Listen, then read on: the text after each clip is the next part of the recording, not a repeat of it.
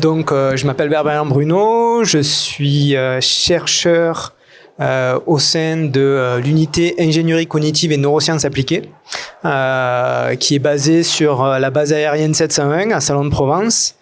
Et donc, je travaille à l'ONERA. Donc, vous allez vite vous apercevoir, je ne suis pas roboticien, pas du tout. Moi, je suis plutôt expert en sciences cognitives. Et aujourd'hui, j'aimerais vous présenter des travaux qui sont inhérents à une hypothèse que j'ai développée et qui est l'idée que communiquer les intentions d'un partenaire artificiel va faciliter notre coopération avec ce partenaire artificiel. Donc je vais parler plutôt de partenaire artificiel, même si sur la fin de la présentation, j'essaierai de montrer comment nous, on va essayer d'appliquer cela à la robotique. Mais aujourd'hui, on parle plutôt de partenaire artificiel au sens plus large. Donc vous verrez, il n'y a pas de menu ni raffiné, ni classique. Moi, c'est plat unique. Il n'y a qu'une hypothèse et on part sur cette hypothèse. Donc pourquoi travailler sur... on va le faire dans l'autre sens.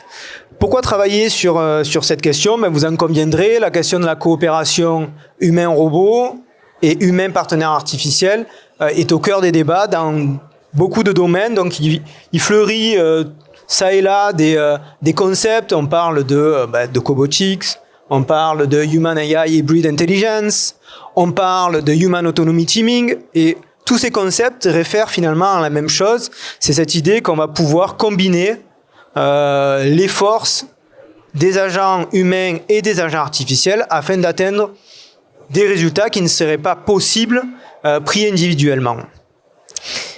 Et ce qui nous intéresse ici, c'est que à partir du moment où on considère cette notion de combiner les performances et les aptitudes des êtres humains et des agents artificiels, il va falloir comprendre comment on va supporter la coopération, la coordination entre ces deux agents. Un second concept qui est important, il nous semble, c'est la notion de contrôle. Parce que malgré tout, même si on parle d'équipage hybride humain-agent artificiel, le contrôle, la responsabilité devra rester celle de l'opérateur humain, car ça sera lui qui sera en charge d'utiliser ces technologies. Et donc, quand on va vouloir taper sur les doigts de quelqu'un, ça sera l'opérateur humain sur lequel on tapera. Et ça réfère à ce que nous on appelle dans les sciences cognitives le sense of agency. C'est cette capacité à me sentir en contrôle d'une action et de ses conséquences. Et nous, ce qui va nous intéresser, c'est de comprendre comment concevoir des systèmes, robotiques ou autres, des partenaires artificiels, qui vont favoriser la coopération. Alors pour ça, on peut avoir deux approches différentes. On peut se concentrer sur le robot, sur l'agent artificiel, et faire supporter le poids de la coopération sur cet agent-là. Par exemple, on va essayer d'implémenter tout un tas d'algorithmes qui vont me permettre de comprendre le comportement du partenaire humain, de m'y adapter. On peut aussi avoir une approche qui est complémentaire de celle-ci, qui est de se baser sur les capacités de coopération de l'être humain. L'être humain, le cerveau humain, est adapté à toutes ces tâches d'interaction sociale, à toutes ces tâches de coopération avec d'autres êtres humains. Et la question, c'est comment utiliser finalement ces capacités-là, ces compétences-là, pour permettre la coopération avec des agents artificiels. Donc pour ce faire, nous sommes partis en fait de la question du joint action. Le joint action, c'est quoi ? C'est lorsqu'on va essayer de faire une action avec un autre partenaire, ici humain, ou avec plusieurs autres partenaires, afin d'atteindre un but commun. Généralement, ces actions jointes reposent sur la coopération, coordination, synchronisation de nos mouvements au cours de l'exécution de la tâche. Et il y a toute une littérature sur l'interaction humain-humain qui essaye de comprendre quels sont les mécanismes qui sont à la base de cette action conjointe. Et notamment, ce qu'on s'aperçoit, c'est que les prédictions, ma capacité à prédire le comportement de mon partenaire humain est au cœur de cette synchronisation, de cette coordination. Et en particulier, on s'aperçoit également que c'est la lisibilité des intentions du partenaire humain qui me permet de prédire son comportement. En fait, je vais, de par la compréhension de ses intentions, je vais pouvoir simuler, anticiper ce qu'il va faire et me coordonner à ses actions. Et ce qu'on sait aussi, c'est que l'humain, il est très fortement câblé pour reconnaître les intentions de notre partenaire humain. Et donc, on va avoir tout un tas d'indices qu'on est capable de capturer, des indices comportementaux, verbaux, le regard, la cinématique. Tout ceci renferme tout un tas d'indices qui me permettent de comprendre les intentions de mon partenaire humain et du coup de m'y adapter. Le problème, c'est que quand on s'intéresse à des partenaires artificiels, à des agents artificiels, l'accès à ces intentions, il est beaucoup moins évident, notamment dû à l'opacité des systèmes, qui est encore plus exacerbée avec l'utilisation d'algorithmes basés IA. Et donc, l'hypothèse qu'on avait, c'est essayer de communiquer les intentions du partenaire artificiel va faciliter la coopération entre l'être humain et ce partenaire artificiel. Donc, pour tester cela, on a utilisé Overcooked. Overcooked, c'est un jeu où je dois interagir avec un autre partenaire afin de réaliser des soupes, dans ce cas-là. Dans ce cas-là, c'est des soupes basées avec des oignons et des tomates. Et donc, qu'est-ce qui se passe?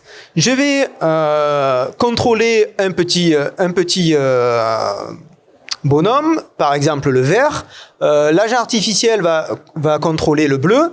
Et l'idée, c'est de faire l'ensemble des soupes qui sont listées en haut, en allant chercher les différents éléments qu'il y a dans la cuisine virtuelle.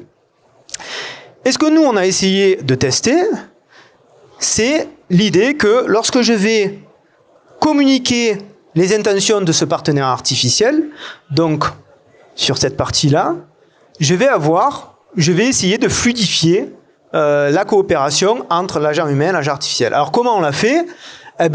On s'est intéressé à ce qu'on appelle le modèle hiérarchique des intentions, qui a été développé dans le contrôle de l'action, et qui distingue différents niveaux d'intention, des intentions distales, proximales et motrices. Et on a essayé de communiquer les intentions du partenaire artificiel, par exemple en disant quelle est la recette que veut faire le partenaire artificiel à ce moment précis, quel est l'objet dans l'environnement qu'il cherche à atteindre, et par exemple, quelles sont les prochaines positions motrices qu'il va avoir.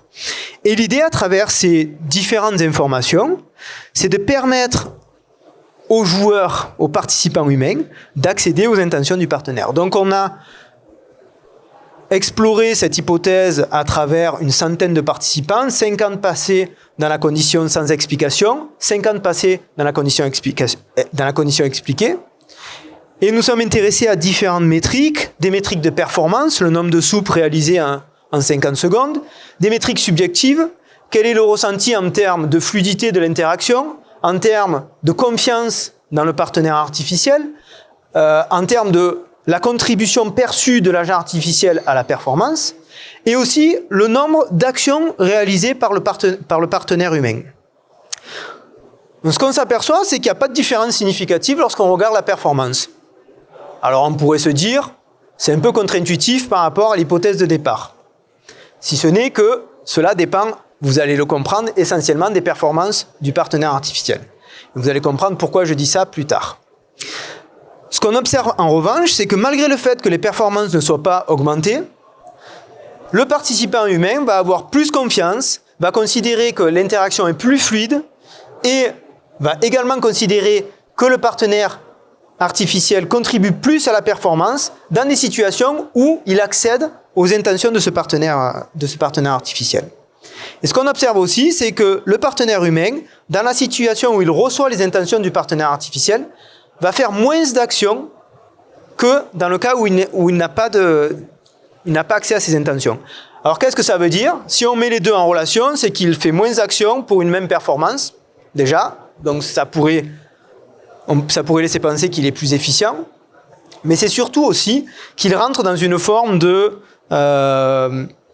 comme Mourad ce dont parlait Mourad tout à l'heure, cette notion de follower leader, lorsqu'il reçoit les intentions du partenaire artificiel, il va se mettre dans un rôle de follower où il va suivre les intentions du partenaire.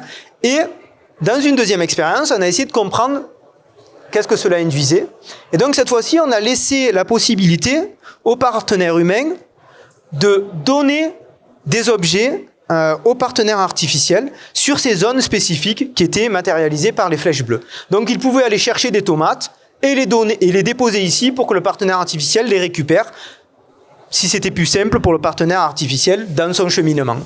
Et ce qu'on s'est aperçu, c'est que dans cette situation-là, on observe à nouveau une amélioration de la perception du partenaire artificiel dans les situations où on reçoit les intentions du partenaire artificiel, notamment en termes de trust et d'acceptabilité. On va juger le partenaire artificiel comme plus acceptable lorsqu'il communique ses intentions et comme plus trustable, générant plus de confiance lorsqu'il me donne ses intentions. Et on va aussi observer qu'il va y avoir une augmentation du nombre d'actions portées vers la coopération. Donc quand je reçois les intentions du partenaire, je vais plus souvent avoir tendance à aller prendre des objets pour lui donner à lui. Donc je rentre dans un comportement de coopération dans ces situations où il me transmet ses intentions. Et le dernier aspect qui nous a intéressé, c'est l'impact de cette communication des intentions sur le sentiment de contrôle. Donc on s'aperçoit déjà que communiquer les intentions, ça ne va pas générer une augmentation globale du sentiment de contrôle. Je ne me sens pas plus en contrôle dans la situation où je reçois les intentions du partenaire que quand je ne les reçois pas. En revanche, on s'aperçoit que cette perception de contrôle va être plus fiable. C'est-à-dire qu'elle va être plus dépendante d'objectifs, d'indices objectifs, notamment la performance, mais aussi le nombre de collisions qu'on va avoir avec le partenaire artificiel, de sorte que cette expérience de contrôle, elle va être plus impactée par ces différentes cues objectives que lorsqu'il n'y a pas d'échange en termes d'intention. Donc en gros, le fait de communiquer les intentions de mon partenaire artificiel va faciliter la calibration de mon expérience de contrôle. Ce qui est critique en fait, parce que cette expérience de contrôle, elle va être directement liée à la capacité d'adaptation. Et donc si j'ai un sentiment de contrôle qui est complètement illusoire ou déconnecté du contrôle réel que j'exerce, c'est quelque chose, ça va être un mécanisme qui ne va pas être efficace. Donc ce qu'on a essayé de montrer à travers ces différentes expériences, c'est tout d'abord que la communication des intentions du partenaire artificiel allait augmenter la confiance et l'acceptabilité des partenaires artificiels, mais aussi allait promouvoir un comportement coopératif de la part du partenaire humain. J'ai besoin de ces informations pour pouvoir coopérer avec un agent artificiel. Ce qui est intéressant aussi, c'est que ça n'augmente pas de manière illusoire mon sentiment de contrôle, mais au contraire, ça permet d'augmenter la fiabilité de cette expérience de contrôle. Donc de manière globale, ce qu'on a montré, c'est que la perception des intentions de mon partenaire artificiel allait à la fois favoriser la coopération entre ce partenaire artificiel et moi-même, mais aussi allait me permettre d'avoir une expérience de contrôle qui est plus fiable et donc plus adaptée à la situation. Chose intéressante, c'est qu'on a aussi démontré la pertinence de ces intentions dans d'autres types de tâches, notamment dans des tâches où je devais superviser un système, mais aussi dans des tâches où je devais prendre une décision avec un partenaire artificiel. Et dans ces deux situations, on a montré que communiquer les intentions de mon partenaire artificiel allait favoriser l'expérience de contrôle, favoriser la coopération. Aujourd'hui, ce qu'on essaye de faire, c'est d'essayer d'appliquer ces hypothèses dans un cadre qui est plus robotique, on va dire, puisqu'on vient d'obtenir une ANR avec les équipes INRIA, Octus et Mnemosine, mais aussi avec l'INSIA, tout ceci basé à Bordeaux, où l'idée c'est d'appliquer ces hypothèses sur la communication des intentions à une tâche de tri collaboratif entre un bras robotisé et un partenaire humain. Et nous allons essayer de comprendre comment la communication des intentions du bras robotisé va faciliter, va fluidifier l'interaction entre ces deux agents, mais aussi comment l'apprentissage va changer la granularité de ces intentions. Tout à l'heure, je vous ai dit que les intentions pouvaient être de 3 types, distales, proximales ou motrices. L'idée, c'est de comprendre quelle est la granularité nécessaire dans la communication des intentions et comment cette granularité peut évoluer avec l'apprentissage. On peut imaginer qu'avec l'apprentissage, je vais intégrer un modèle de comportement de mon partenaire robotisé et que la simple communication d'intention distale va suffire à faire émerger ces heuristiques, ces modèles du partenaire artificiel. On a un autre projet qui a été déposé, qui est un PEPR Précog, avec le LISN, l'ENS et l'Université Gustave Eiffel, où là, on s'intéresse plutôt à la coopération, à cette idée de Smart City, à la coopération avec des robots mobiles, où l'idée, c'est de comprendre comment la communication des intentions va faciliter la cohabitation avec des robots, la supervision de ces robots, ou voire la co-manipulation de ces robots. Enfin, on s'intéresse aussi aux différents formats que peut prendre cette communication des intentions. Là, je vous ai montré un format qui était visuel. On s'intéresse à travers des projets avec Lizir et avec Erudit à voir comment on pourrait transmettre la communication ou transmettre ces intentions des partenaires artificiels, soit à travers la voix, soit à travers des retours haptiques. Et notamment dans des situations de guidage partagé.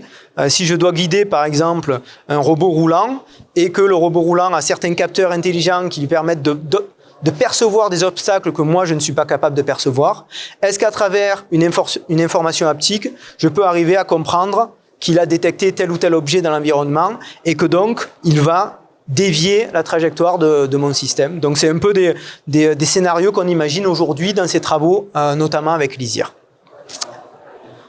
Donc le message que j'ai essayé de vous faire passer ici, tout d'abord, alors c'est peut-être un peu provocateur, mais c'est cette idée que finalement la communication, elle est peut-être davantage importante que la performance des robots. Alors, c'est très provocateur parce que si vous avez un robot qui parle beaucoup mais qui sait rien faire, personne ne voudra l'utiliser. Mais d'un autre côté, si vous avez un robot qui sait faire plein de choses mais qui communique jamais avec le partenaire humain avec lequel il essaye de communiquer, de coopérer, ben l'utilisateur n'utilisera pas justement quand il sera en incapacité de coopérer avec ce type de système. Et le second message, c'est cette idée que s'intéresser à la manière dont les êtres humains coopèrent entre eux, c'est certainement source d'informations sur la manière de concevoir des systèmes dits collaboratifs et la manière de comprendre quelles sont les informations que doivent renvoyer ce type de système. Par exemple, si vous prenez le joint action entre deux êtres humains, vous apercevez en fait que la cinématique du mouvement renferme tout un tas d'informations sur les intentions de mon partenaire et que ces informations-là sont clés pour pouvoir me coordonner et faire un mouvement avec mon partenaire humain. Est-ce qu'on ne peut pas, on va dire, implémenter ce type de loi biologique du mouvement humain dans des bras robotisés et ce type d'indices cinématiques pour permettre la coopération? On pense, nous, que c'est tout à fait faisable. Et c'est ce qu'on va essayer de tester avec Octus. Voilà, merci beaucoup pour votre attention et je suis ouvert à quelques questions.